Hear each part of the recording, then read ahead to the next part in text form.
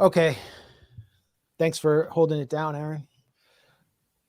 Well, thanks for confronting the top liar in the country about a Trump-Russia conspiracy. Someone who's done so much to indoctrinate millions of people into believing these collusion fantasies, and accordingly, inculcating in people this belief that we need to confront Russia. That's really been, I think, the main consequence of Maddow's conspiracy theories. It wasn't just a dumb political thing going after Trump. This really was a McCarthyite campaign, and she to me is the face of it. And so this is the first time today, Max, I was just saying, that she's ever been confronted about it. So thank you for doing that. Yeah, what does that say about our media culture? I mean, she goes on Bill Maher all the time. She's on all these talk shows outside of her own domain in MSNBC, and she never has to answer for this. Just years and years of lies that laid the groundwork for the proxy war with Ukraine and drove millions of good-hearted Americans totally insane and turned them into frothing out the mouth, warmongering, rabid McCarthyites. And so I couldn't pass up the opportunity to confront her about that. Obviously, she wasn't going to do Q&A. She was going to sit down with someone from the Truman Center to softball her. So she was building up for the waterworks part of her speech. Like, this is why this matters, and I'm bringing it all home. And I confronted her. And Aaron, I think you can give some background on her lies, that you were one of the first people to write a critical piece about Maddow in a left publication. And it obviously upset her about how most of her segments were on Russiagate. This was like back in 2017, I think. Yeah. But her speech was extremely boring and simultaneously paranoid and insane. I mean, it was really, really boring. It starts in like Lake Geneva, and she's talking about the austere furniture of people who live in Lake Geneva. Then, you know, the founders of Time magazine moved there because there's too many Jews. There are too many Jews in New York, and they're America firsters, and they begin receiving anonymous bags of cash from Germans in order to oppose the Allied war effort. And meanwhile, anti-war elements in the U.S. warn of a possible civil war if the U.S. goes into the war. And, you know, then the parallels start to become clear when Truman covers for one of the senators who was getting paid off by isolationist and German Nazi elements. And the investigation into Truman is squashed by a politicized DOJ because the U.S. needs to get along with West Germany after the war. On and on. I'm like, when are you going to just say Putin is Hitler and that Trump has been infiltrated by the Nazis? Like, when are you going to say that? And it took forever. And then she finally was building up to it. She went way over her time. The whole crowd was just, I mean, you have these highly educated people who know nothing, have no political education, certainly no critical faculties, no way of looking at the U.S. war state in a critical way. And they're just bobbleheads. So I got up and tried to question her. Well, let's go to the tape. All right. I got it. Here it is. Overthrowing the U.S. government. And members of Congress who were sympathetic. Rachel, this speech is boring and paranoid. Can you explain why you promoted the Steele? Why did you promote the Steele dossier, which has been proven to be a lie? Why did you promote the lie of Russian bounties? Come on, let's go. Can you ever be held accountable for the lies you told Americans for years and years and years? You lied to Americans for years. Let's go. Silence is violence, Rachel. You're out. You're out. Let's go. There you go. You want my badge? Thank you. There you go. We can go this way. Which Elevator right here. Rachel Maddow refusing to answer questions about lying about the Steele dossier, lying about Russian bounties, and doing a paranoid speech claiming Nazism is afoot in America. And I'm being thrown out by security now. There was no Q&A. If there was Q&A, I would have politely asked a question. So there you have it. And we can watch Maddow's response. I think it's kind of revealing. Typically smug I didn't see it obviously because they bundled me. They pounced on me. They were trying to lift me in the air at one point. And then they realized like I was cooperating. So whatever. And you could hear the crowd just excited and excitedly cheering me being thrown out and her refusing to answer questions. They seemed to enjoy her speech, but I just thought it was so boring and insane. Here's Maddow's response.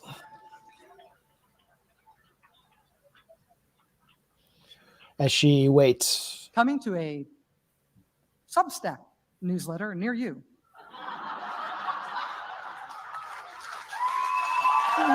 Woo! Watch that again, though, closely. It's like she's reading notes that she's prepared in case someone interrupts her. Substack newsletter near you.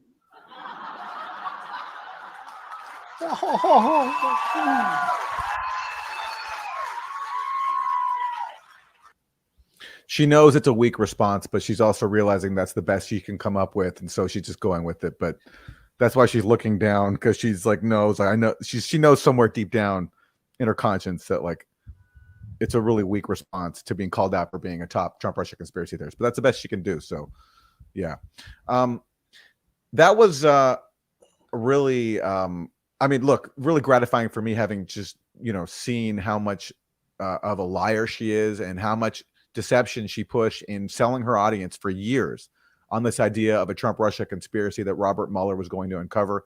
And then when it all collapsed, there's been zero accountability, no apology to her audience, and just continue to double down, pushing every single Russiagate fiction that has come up and refusing to acknowledge that, for all the talk about, QAnon and conspiracies in the Trump world, that Rachel Maddow was partly responsible for centering Democratic politics around an equally insane conspiracy theory, which is that Trump is a Russian agent being blackmailed.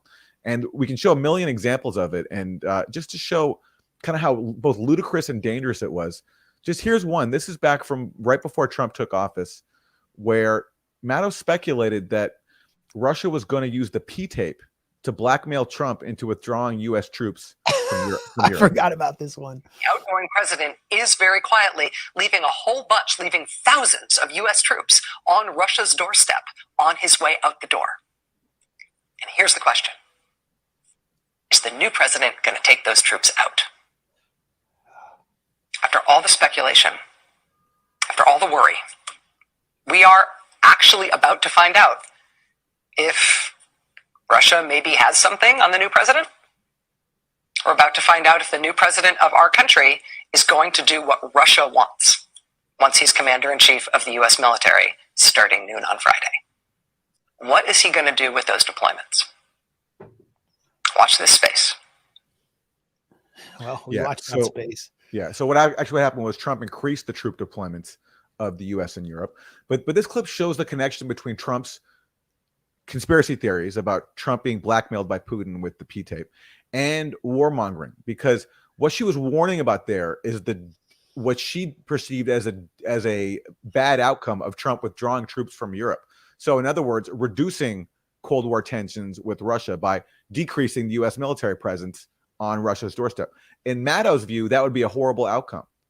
And the way she tries to lobby for avoiding that is to say that the only reason Trump could possibly do that is if he's being blackmailed by Putin. So basically, the only reason to withdraw U.S. troops from Europe is if Trump is being blackmailed, not because we want to actually reduce Cold War tensions with Russia and not get into a confrontation with Russia, but because he's being blackmailed. Or reduce military spending, which Obama said he wanted to do. Yeah. So that's just one small window into how this Russiagate conspiracy theory was used to promote a neocon agenda. Yeah.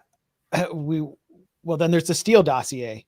I mean, if I had had a chance, more FaceTime with Maddow, I would have confronted her about how the Washington Post, it got so bad, even the Washington Post, Eric Wemple, wrote a multi-piece takedown of all her lies. Like, it wasn't just us or Aaron, the buzzsaw, ripping through Maddow's lies. It was the Washington Post.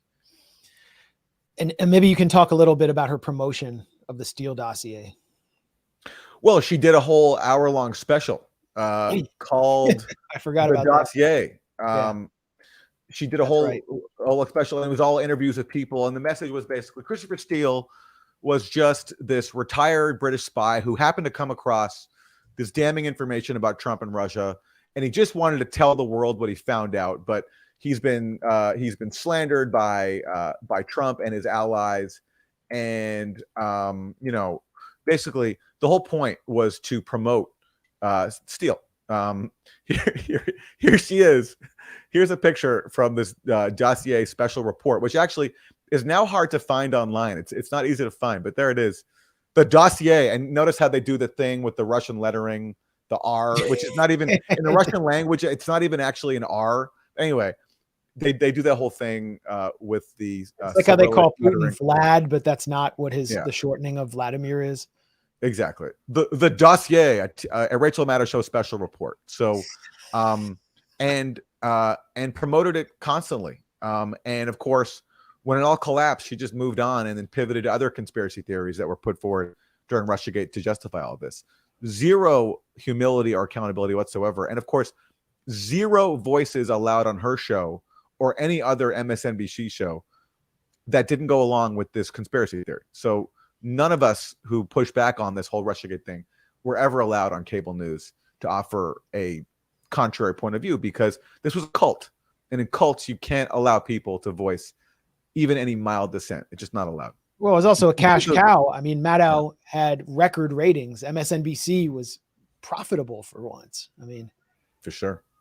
Once the Mueller report dropped and poured cold water on their conspiracy theories, you could just see their ratings start to precipitously decline. Everything was building up to Mueller.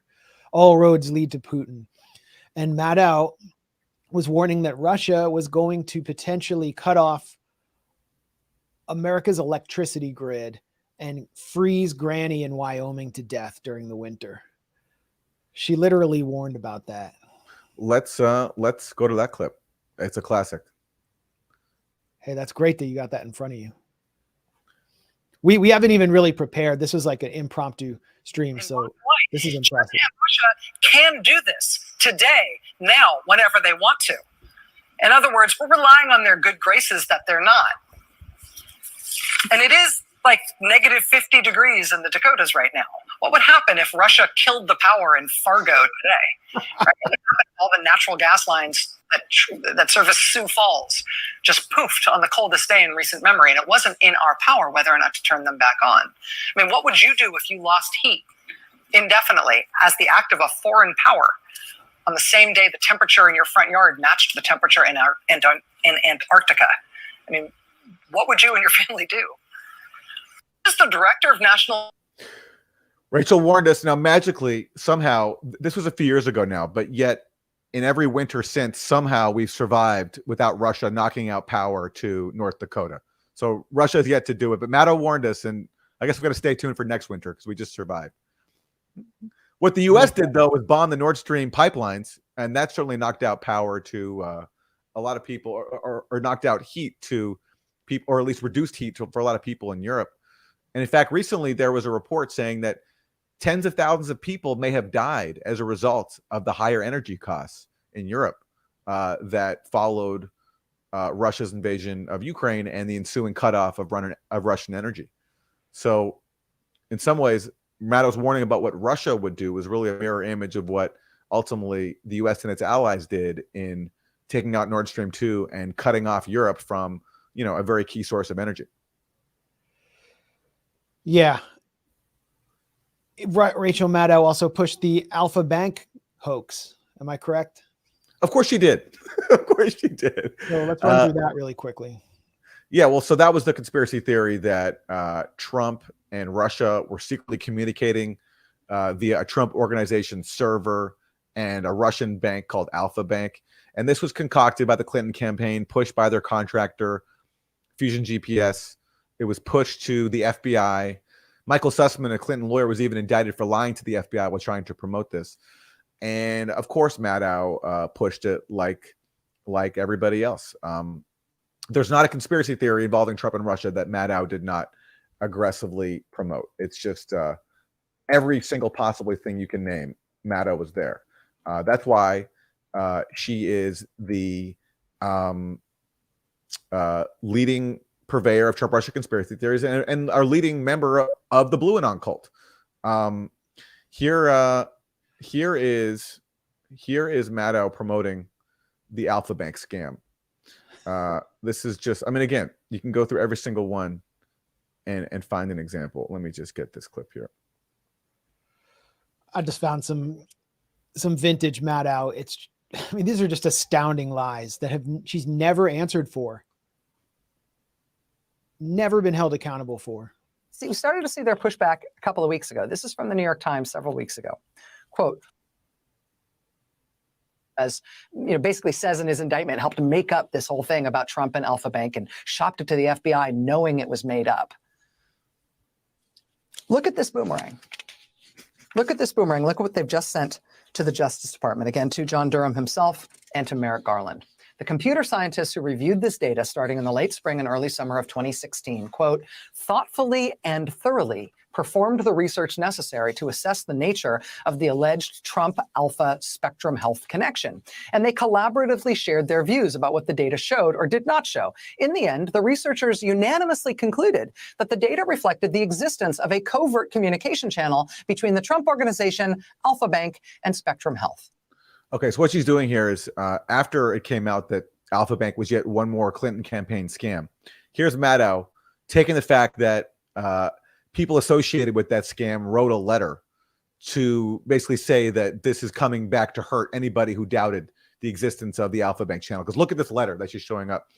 What she left out, and this emerges from the Durham investigation, which is that the FBI and the CIA all looked at these Alpha Bank allegations that were given to them by the Clinton campaign and said that they didn't make any sense. And then, in fact, they were concocted. And the only reason this wasn't introduced at Sussman's trial is because the judge would not let Durham's prosecutors present evidence showing that the FBI had concluded that the Alpha Bank thing was concocted.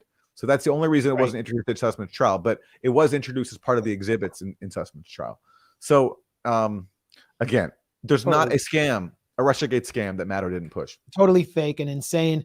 Then when Trump was starting to negotiate withdrawal from Afghanistan, the psyop of Russian bounties, Russia paying bounties to the Taliban to kill U.S. troops, as though they needed incentivizing to oust a neo-colonial occupation force that they'd been fighting for so many years. That dropped, and Rachel Maddow was one of the key propagators of this pro-war, pro-occupation, pro-colonialism, obvious lie. It's one level of bad to realize that Russia is doing this, right? That the U.S. intelligence has concluded that Russia is paying cash money to people for killing U.S. troops. That is very, very bad.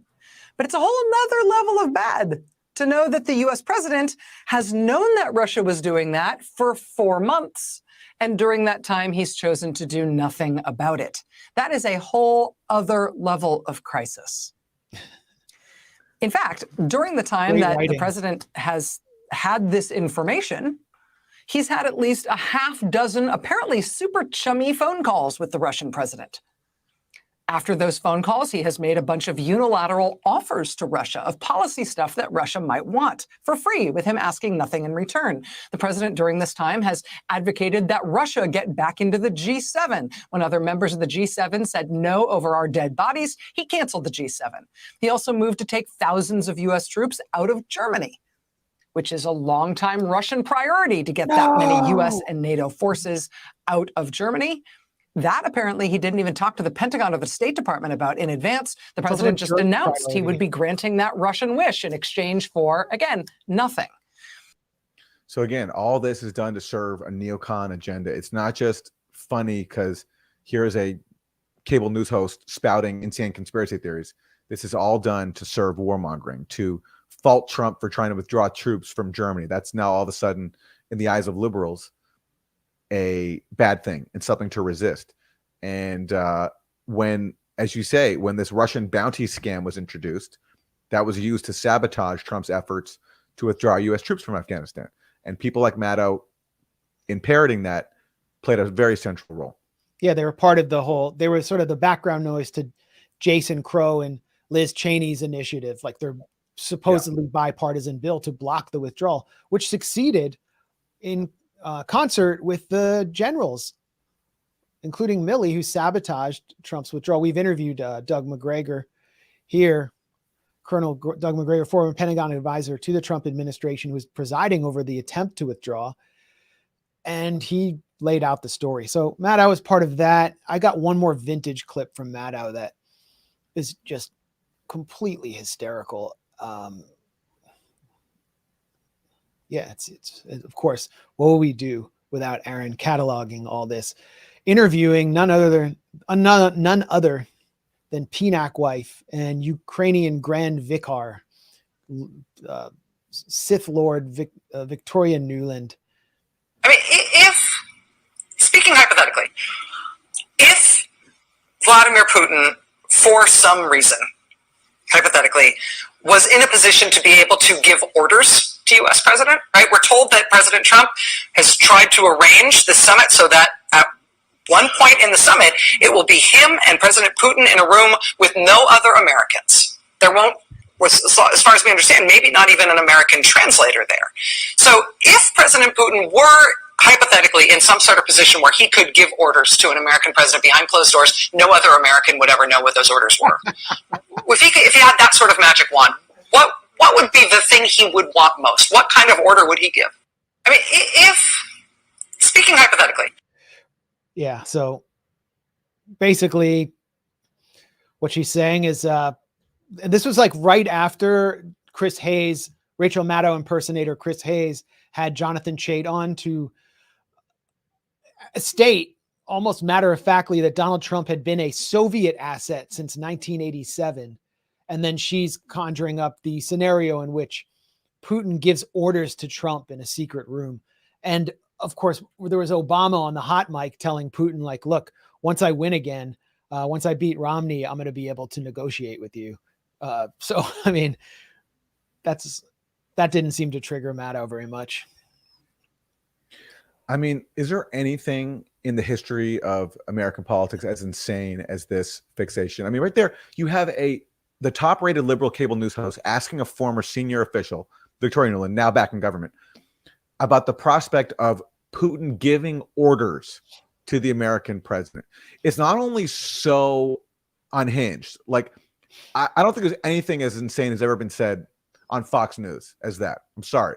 A foreign leader giving orders to a president. Wait, the Soviet Union bought a wealthy hotel baron and casino owner who, you know, when the Soviet Union was in a state of complete decline and collapse, they bought a guy who's an arch capitalist. Yeah. Who really, he needed the Soviet money. That's what Jonathan Chait is putting forward here with absolutely no evidence. What is it? He had like one phony source who was like some Soviet defector or something. Like, what was it? I mean, yeah. And Maddow's thing about, you know, the prospect of Putin giving orders to Trump, as she was pushing all of this, what was happening in reality was the Trump administration was trying to overthrow Russia's ally, Venezuela. It was tearing up arms control treaties, the INF Treaty and the Open Skies Treaty. It was sending weapons to Ukraine that Obama wouldn't send because Obama deemed those weapon shipments to be too escalatory. It was conducting exercises on Russia's borders. It was bullying NATO states to spend more on their military. And Maddow and everyone who followed her lead had to ignore all of these developments of Trump in real life escalating tensions with Russia because it undermined her conspiracy theory that really Putin was giving Trump orders. And she supported it. I mean, the job of people like Maddow or the whole Beltway press corps is to push the policymakers and the president to be more warlike. It's like, you'll never see Jake Tapper grill Jake Sullivan about confronting China while confronting Russia. It's always, why aren't you pushing China harder? So that's the job Maddow played with, just bonkers lies. And she was doing it for fame. She was doing it to get what appeared to have been a pretty lucrative speaking gig today, in which she delivered a really insane, boring speech, basically saying that if you're against war, you're a Nazi, and you're a Trumper, and you're a Nazi, and you're being controlled by Russia, just like everyone who was against, you know, entering World War II was a Nazi if you're opposed to the Ukraine proxy war. you're a Nazi. And here's who footed the bill for Rachel Maddow. This is truant con. Lockheed Martin. We know what Lockheed Martin does. Palantir. Palantir is like a surveillance and predictive policing firm. Predictive policing is like a Philip Dick dystopian technology that allows police to predict where crime will occur, like pre-crime.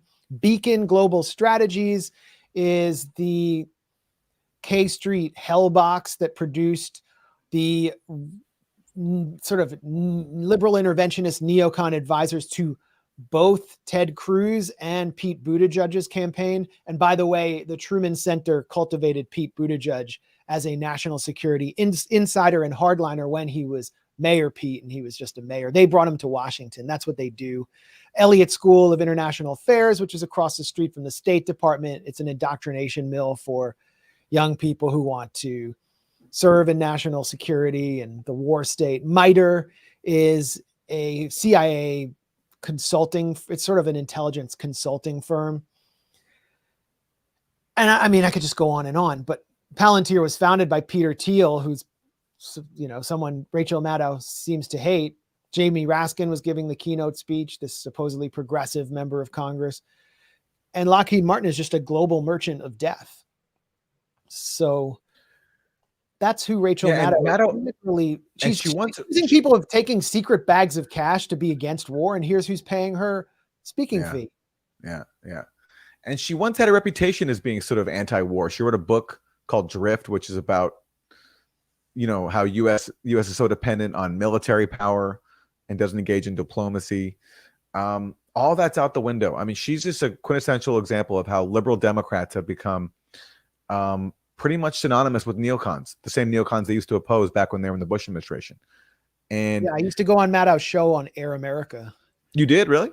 Yeah, I went on several times, but it was like, you know, to bash the Bush Republicans, and everything was so simple then. It was like Bush was for the Iraq war, the Christian right and the right-wing base was for bombing the Muslims, and there were some Democrats who were against it, and it turned out they were just against Bush's Republican war. And then as soon as Obama got in, the whole dynamic began to flip on its head.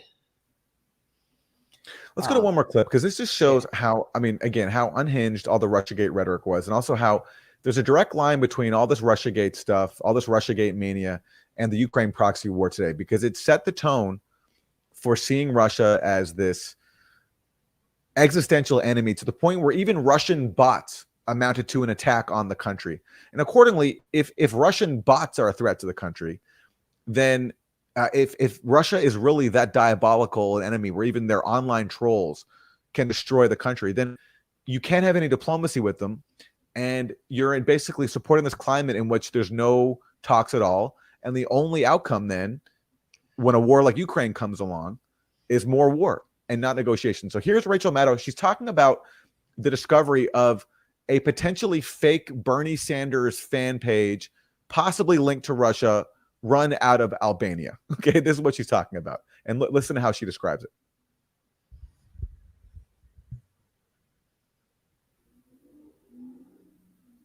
But the important thing here is that Bernie Sanders lovers page, run out of Albania, it's still there. Still operating, still churning this stuff out. Now, this is not part of American politics. This is not, you know, partisan warfare between Republicans and Democrats. This is international warfare against our country. But the important thing here.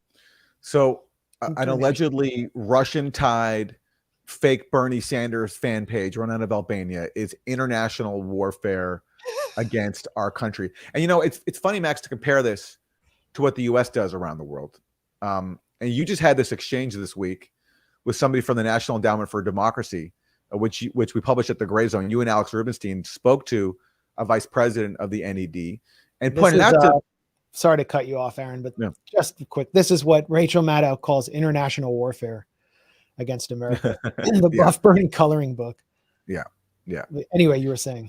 Well, yeah. I mean, you reminded this NED executive of all the regime change operations that the NED takes part in around the world. And this executive didn't seem to be aware of them, which was interesting enough in itself. But I mean, that's actual international warfare, if that's a term you want to apply to meddling. That's actual meddling, because that meddling leads to governments being overthrown, people suffering, people being killed, as the U.S. does in its regime change operations around the world.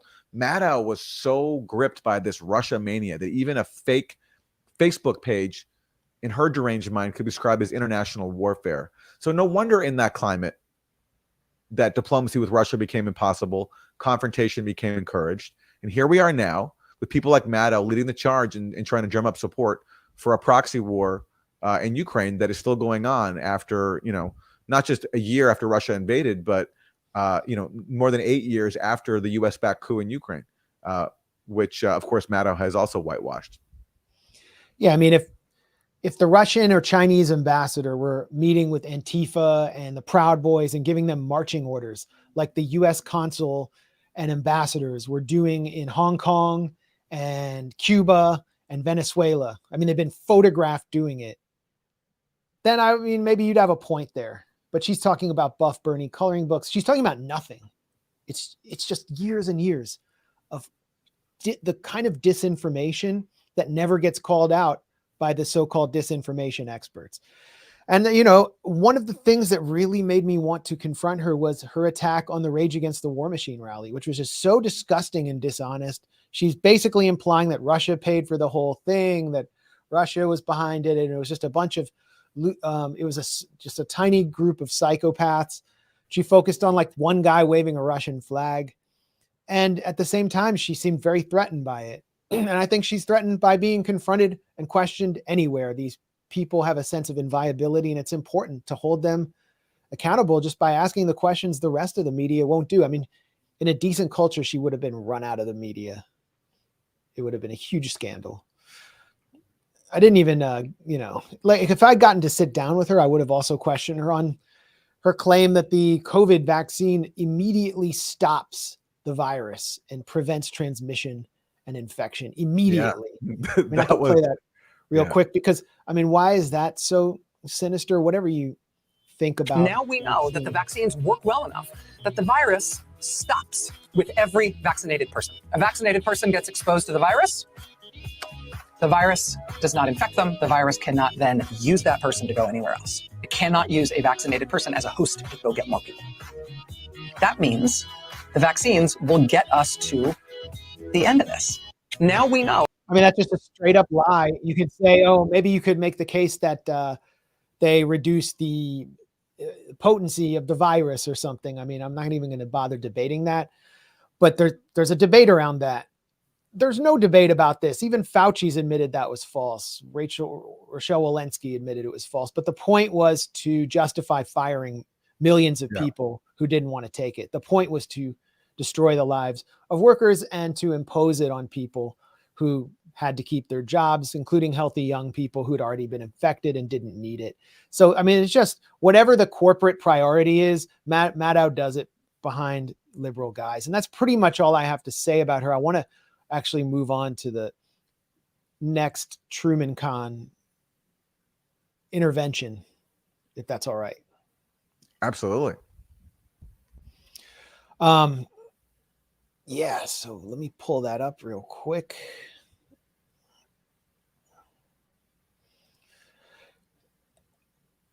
Oh man. Yeah, I was hoping that she would security would have been a little bit slower because she obviously had no idea what to say. Well, it was so funny how she goes and peers at your badge. Yeah, like what is your credit? Do you have a blue check mark? Are you from a credentialed news organization? As though that would lead her to. Did she even respond to the Washington Post? Like, did she provide a comment to them? No, of course not. No, never. I mean, it's amazing. Never. Yeah. And as you're finding this clip, let me. I got the clip whenever you're ready. Okay, go for it. Okay, well, let me just start again by. So I went to the Truman Conference on national security policy in Washington, D.C. Just there a few hours ago today. And I went to the morning panel on diversity and national security. And I thought it was such an ironic panel given who is behind the Truman Conference. Now, just take a look at the sponsors. We've been through this in the last segment, but it's Lockheed Martin, the global merchant of death, which is responsible for untold deaths from Yemen to occupied Palestine to US occupied Syria to Afghanistan to Iraq, all across Africa where AFRICOM bases are. And they're now profiting enormously from the Ukraine proxy war and supplying weapons to the Ukrainian military, which is bombing people in the Donbass region. They've been bombing them, shelling them with artillery since 2014. Palantir, predictive policing, surveillance technology, founded by Peter Thiel, run by Alex Karp, who was just at the Bilderberg conference in DC. Beacon Global Strategies, they advise any pro-war candidate, whether they're Ted Cruz or Marco Rubio or Hillary Clinton or Pete Buttigieg. MITRE, CIA advisor, Elliott School of International Affairs, State Department and CIA feeder institution. These are the groups that are responsible for so much death of people who have often been turned to migrants who bang at the gates of Europe and the United States out of desperation. And they're holding a panel at the Truman Con on diversity, equity, and inclusion, what they call DEI.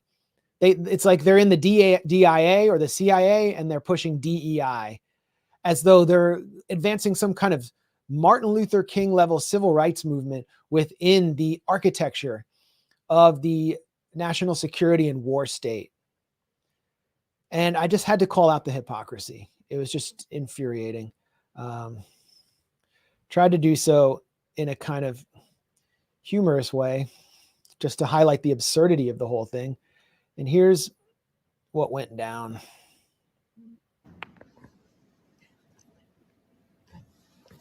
Hello, Max Blumenthal, the Grayzone. My pronouns are Trump Russia. Lockheed Martin has been identified as one of the most diverse employers in the country. And I was wondering if you knew by any chance how many products or weapons produced by Lockheed Martin, diversity and equity and inclusion bombs have been dropped on the children of Palestine, Yemen, or Syria. And also, do you happen to know off the top if any non-binary US Navy divers were used in blowing up the Nord Stream pipelines? Thank you. If anyone has that information, feel free to get Grayzone that you can give me the scoop too. That's build another question. So you have on stage this guy from the Huffington Post, Akbar Shakir Khan, I think his name is. He's a complete tool who always comes in as the token Muslim to advance the dirty war on Syria. And there he is, kind of shining the shoes of the national security state with a diverse veneer.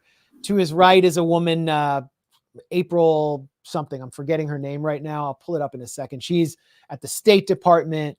She said at one point that we can't go to the negotiating table with our adversaries with a team that's pale, male, and stale. And so DEI makes America stronger. In other words, we need the intersectional empire. Then Gil Cisneros, who's in charge of personnel for the Pentagon, you know, I guess he's Latino, or maybe he would even say he's Latinx. And then one of the higher ups at the Elliott School, George Washington University to the right, who is a woman. And I believe all neocon women, they didn't like the question, as you can see. Oh, there you are. They didn't like it. The lady was like yanking the mic away from me. You can't see on the live stream, but she was like physically fighting me for the mic. And I just wanted to get the rest of the question out. And they didn't like it because what your question exposes is just how ridiculous it is and how transparent it is what's going on. Is this attempt to sort of just whitewash U.S. crimes abroad by invoking diversity. So now the people carrying out these crimes are diverse. There's people of color, and so forth. And when so when being called out on that, they have no answer for it. So of course they're not going to give you a direct response. But I thought, I mean, not only was that funny, it's such a important point, because this is the new. It's obvious that this is the new playbook now. I mean, we saw that with that ad for the CIA that you and Anya did a parody of that Yeah. of that woman CIA agent who talks about her, like, she's been diagnosed with some sort of like mild personality disorder, and she's a woman of color, and now she works for the CIA, and the CIA is so diverse. I mean, this is the playbook, and it's really rare to see the people behind it getting confronted directly as you did here. Trying to find that right now. Anya did a great impersonation of that CIA agent in that ad. I remember it sounded almost identical to her voiceover. But if you can find it while we, but I mean, this is what the future of U.S. empire is. If the dominant force in U.S. politics is able to maintain control over the architecture of national security and diplomacy, is using what is just commonly referred to, and I think kind of crudely sometimes, as wokeness. And the code they use is DIA, diversity, equity, and inclusion. You're included, you're welcome. We're going to use you as a black or brown face or non-binary face and body for the most racist, colonialist project that could ever be possibly be assembled across the globe, which is just dominating any person who resists the might of U.S. empire and who seeks to use their resources for their own good. It's all it's about. And you could hear them talking about this project as though no one is harmed by the war state. It's just simply an employment force. Many of the people in the room were people of color who were like affirming speakers' comments by doing the snap that you started to see at like Occupy Wall Street or BLM protests in affirmation. They were nodding their heads. There was just a complete lack of political education in that room about what the U.S. military does abroad, by people who fashion themselves not just as, non-racists or inclusive, but, anti-racists in the Ibrahim X. Kendi, Robin DiAngelo mold. And they really believe in all these, these workshops where people inside the Pentagon have to exorcise their privilege and do the privilege walk. It's disgusting. And also what it does is it saps all meaning out of any real struggle against racism, which has to include struggling against empire and the class structure of the US. They're just making it into a joke. They're just clowns in the eyes of the right, but they take themselves so seriously. And meanwhile, this is what the sponsor of this conference, Lockheed Martin, is saying. And this is what all this sort of identitarian whitewashing helps cover up for. This is Lockheed Martin, the sponsor of this conference. This is what the CEO just said. He says, this is like Clifton, Lockheed CEO celebrates spending cap budget deal that makes major exception for the Pentagon budget. As good an outcome as our industry or our company could ask for. Wow. Well, they are, considered extremely diverse. I think Marilyn Hewson is considered one of the most powerful female executives in America. She is either the CEO of Lockheed or Northrop Grumman. And they have an entire, diversity department. They bring in diversity consultants at all of these arms industry firms in Washington. And they're also, playing a very negative role in a historically black city where these are just the gentrifiers. And when they come into historically black neighborhoods, you can just tell where they live because they all have flags in front of their houses. And like they have like the LGBTQ CIA flag, and they've got like the flag from some state that they're from that's far away, and then they'll put like a BLM thing on their lawn, and that's their way of apologizing for doubling everybody's rent and displacing them all.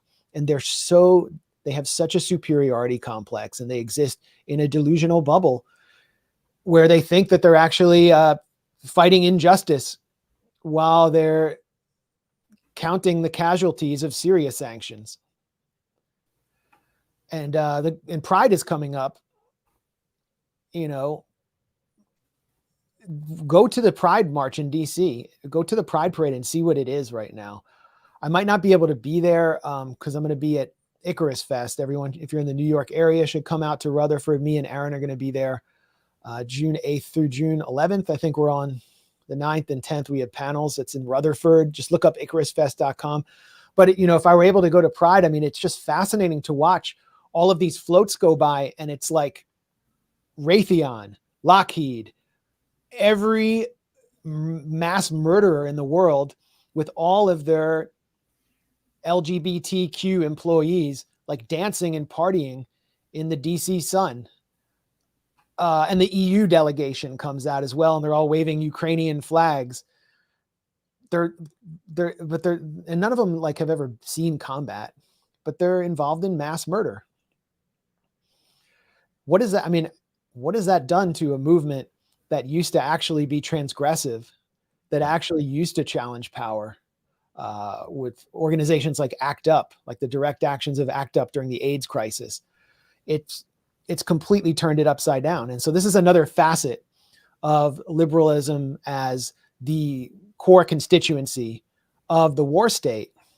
They have skin in the game. They're making money off this. They are having great careers, living in fantastic luxury condos in Eastern Seaboard and West Coast cities, or cities like Austin, that are just filled with amenities, things to do. And the Trumpist base is left out. They had their jobs sent abroad. They're angry.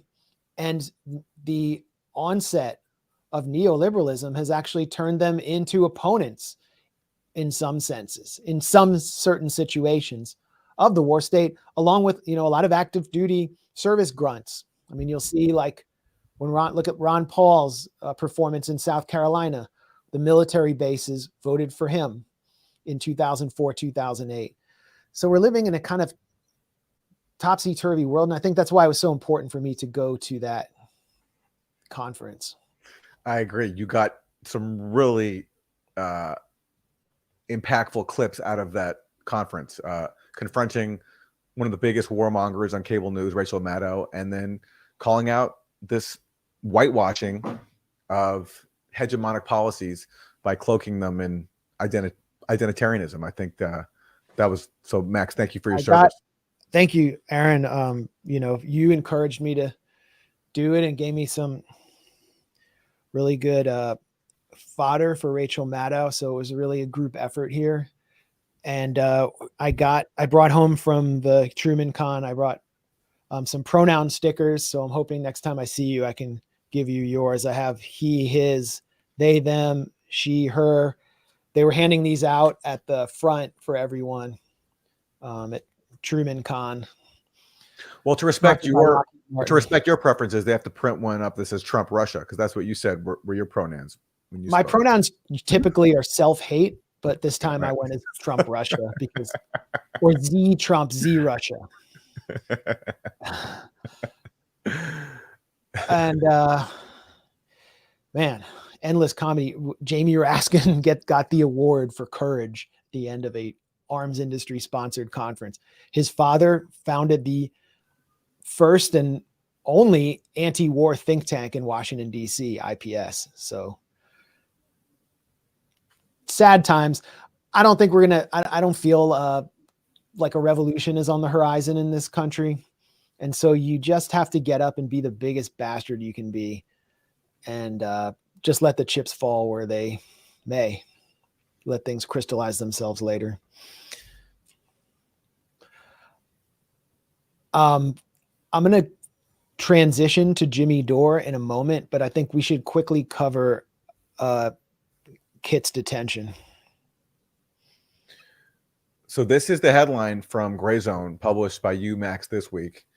British police detain journalist Kit Clarenberg, interrogate him about the Grayzone. So Kit, as people know, is a regular contributor to the Grayzone, has published all sorts of huge scoops He revealed that the British media personality Paul Mason was collaborating with somebody in British intelligence to deplatform the Grayzone.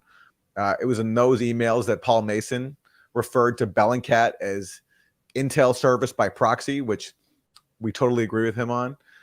Kit also got those leaked documents showing that British operatives had plotted to blow up the Kerch Bridge, which links Russia to Crimea. And this plot happened months before an attack actually happened on the Kerch Bridge. So Kit exposed that. He's done all sorts of work exposing Bellingcat, the NATO-funded troll farm, and the dirty war contractors that fund it.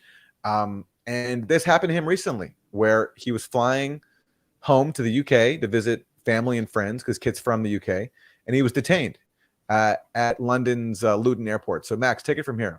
What happened to Kit? Well, Kit Clarenberg was interrogated about me. He was interrogated about the Grayzone. He was interrogated about his political opinions on everything from Britain's leadership, political leadership, Rishi Sunak, to Keir Starmer, to his view of the Ukraine proxy war. And they told him that if you refuse to answer a question, you will be arrested, which would have been horrible for him. So he had to comply. He was digitally strip searched. His SD cards were seized. He had to provide codes for them to be opened. His laptop and computer were seized. His bank cards were seized, and he was interrogated about the Grayzone's funding, how much he's paid, all of these sorts of things that Paul Mason would like you to believe or emanate from Russia. Completely false. Just so basically a police action that we believe is based on the bogus invective and libel of people who are state security collaborators like Paul Mason, who want to destroy us because we are complicating the narrative of NATO with our journalism, with factual journalism. So Kit had to pay the price. He was coming back from Serbia to his home country in the UK. Vanessa Beeley has also been interrogated in a similar way. Another journalist named Joanna Ross was interrogated in a similar way, and he was held for 5 hours. They let him go, but he's still under investigation. He was fortunately allowed out of the country. We're very grateful to the British National Union of Journalists for condemning Kit's detention and calling it concerning. I know that he's been interviewed by Reporters Without Borders. Haven't seen anything from them yet. The British press has been totally silent about this, which is highly revealing. And of course they always refuse to cover Kit, all the explosive blockbuster stories Kit reports about British intelligence intrigues and British politics. So why would they report on him being punished by the British authorities for doing journalism? And just to emphasize one point, he was interrogated by counter-terror police under a code, a new 2019 code of the Customs and Border Act that governs terrorism. So journalism is being treated as terrorism by the British state. We know who's being tortured and held in London: Julian Assange. And there are many others who've faced harsh repression for their journalism, including former British diplomat Craig Murray, who has a great piece about Kit's detention up at his site. So it's important to just keep the focus on what's happening with the attacks on us, because I think it really highlights the very thin patina that it still exists of liberal democracy in the West, and how repressive Western governments can be if journalists actually interfere with their objectives, as Julian Assange did. But with journalism, I mean, Aaron, what Kit was doing wasn't any different than what mainstream reporters do. He was just taking leaked material or documents that he had obtained legally and reporting them. He wasn't gathering them. He wasn't hacking anyone. He wasn't committing any crimes. And the source was the material. He didn't have some Russian FSB source whispering to him, telling him what to say or how to get it out there. There's a pattern now where when the Grayzone publishes reporting based on leaked documents, in the case of Kit, he got persecuted for it. He got questioned for it. In the case of you, Max, when you published those leaked documents showing that the BBC and Reuters and Bellingcat were all secretly collaborating with a British state effort to, quote, weaken Russia, that was the first and only time Twitter, under the old Twitter regime before Elon Musk, put up a warning label that I think was created just specifically for this article, where it said, warning, these materials may have been obtained through hacking. I've never seen that warning applied to any other article since. So I think that when that happened, that was custom made for the Grayzone. Yeah. So we've been targeted that way. And then, of course, when we report on leaked documents from the OPCW in exposing the Duma deception, those just get ignored. Those documents just aren't allowed to exist in the mainstream because they undermine all the propaganda that's been used to accuse Syria of chemical weapons attacks and show that the OPCW has been compromised to cover up these false allegations against Syria. So there's a pattern here. And so, when Kit was interrogated, I couldn't say I was surprised that this happened to him, is because we know the hostility we've gotten for our reporting on leaks from inside the Western state apparatus that expose their deceptions. So no wonder that the UK, which really is the most fervent in their animus toward Russia, and just overall, they're so devoted to serving the US agenda. It's so clear. I mean, that's been clear since. Well, they're in many ways, they're guiding the US agenda and pushing it further than it might have gone. The British are more extreme than I think US leadership is on Ukraine. Yeah, well, certainly in Kit's reporting on the Kerch Bridge, that was clear from the documents that he got, because he got these email exchanges where former British officials or maybe current British officials were criticizing Biden for being too soft when it comes to Russia and Ukraine. They wanted more. They wanted more of an escalation.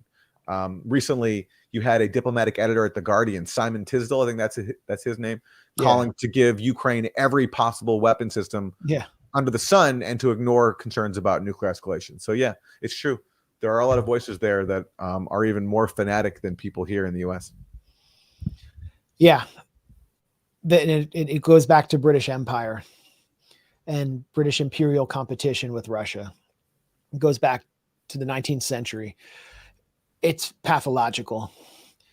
The British people are not on board with it, and they're suffering for it. But the British elite want to extend this war. And it's happening with attacks inside Russia on civilian centers in Belgorod.